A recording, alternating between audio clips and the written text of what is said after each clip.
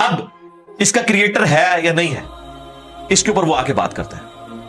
अब ये जो फाइन ट्यूनिंग्स है, इनको समझने के लिए इतने दिमाग की जरूरत है, इतने ब्रेन्स की जरूरत है, डीएनए के स्ट्रक्चर को समझने के लिए, इस हार्मोनी को समझने के लिए, बनाने के लिए नहीं सरकार, इतने ब्रेन्स लग जाए। आज तक हम डिस्कवरी ही कर रहे हैं। ये जितने हम चीजें दरियाफ्त करते हैं ना, वो हम कानून कुदरत दरियाफ्त करते हैं। यानी अगर हमने ये चीज एक्सप्लोर कर ली है कि सूरज मशरिक से निकलता है, मगरिब में गुरूब होता है विद रिस्पेक्ट टू जमीन, वैसे तो गुरूब होता ही नहीं है ना, निकलता है। तो ये एक फिजिकल फिनोमिना है जो हमने डिस्कवर किया। इस फिनोमिना ने सूरज को पैदा नहीं किया,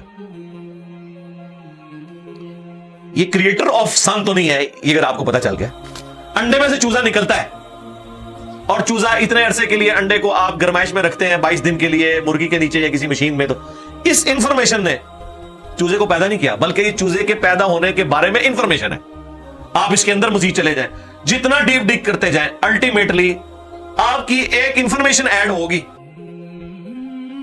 ये नहीं होगा कि आपको यह पता चल जाए कि इसने पैदा किया, वो तो मुर्गी को खुद नहीं पता जो पैदा करने वाली है, क्रोकोडाइल को, एलिफेंट को ये पता ही नहीं मेरे अंदर क्या क्या क्वालिटीज है, जिसको ये पता ही नहीं मेरे अंदर क्या क्वालिटीज है, इंसान को नहीं पता अभी तक मेरे अंदर क्या क्वालिटीज है। ये तो भी साइंस थोड़ा बहुत आपको एक्सप्लोर कर रही है।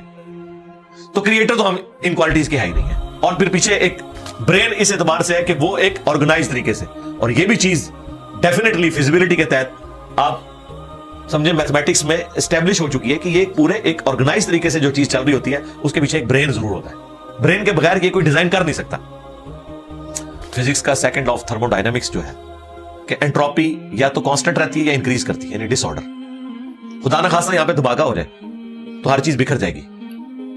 इसके बाद दुनिया का कोई धमाका दोबारा इसको इस हालत में अरेंज नहीं कर सकता। इसको कहते हैं एंट्रोपी, कि कहीं पे बिगाड़ आता है तो बढ़ता है। यह हो सकता है कि मजीद आप लोग लाएं तो ये बिगाड़ और बढ़ता जाए, या जितना है उतना ही रहे, वापस ऑर्गेनाइज नहीं हो सकता जब तक के दोबारा से इंटरवीन करके आप ये करना। जिस तरह वो जियारत में उन्होंने मोहम्मद अली जिन्ना के वो सारे वो म्यूजियम तबाह कर दिया था दहशतगर्दों ने, तो दोबारा से उन्होंने बनाया, तो खुद ब खुद तो नहीं बना।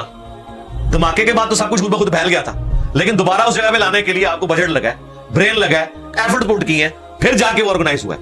तो इसका मतलब है ऑर्डर बनाने के लिए ब्रेन चाहिए होता है, डिसऑर्डर के लिए कोई मसला नहीं, और डिसऑर्डर के बाद दोबारा ऑर्डर बन जाए इसके लिए ब्रेन चाहिए। सरकार ये कौन सा डिसऑर्डर है, ये कौन सा बिग बैंग है? छोटा सा धमाका ऑर्गेनाइज नहीं करता, चीज को बिगाड़ता है, और इतना बड़ा धमाका, इतना बड़ा ऑर्डर ले आया है कि प्लेनेट अर्थ के ऊपर 2 मिलियन से ज्यादा स्पीशीज है। एक एक स्पीशी के ऊपर आप जिंदगी गुजारे, आप सिर्फ उसकी आदतें ही नहीं बता सकते क्या है। ये तो छोड़ दें कि ये बनी कैसी है। तो ये तो एक ना खत्म होने वाला सिलसिला है। तो ये ब्रेन तो एस्टैब्लिश है।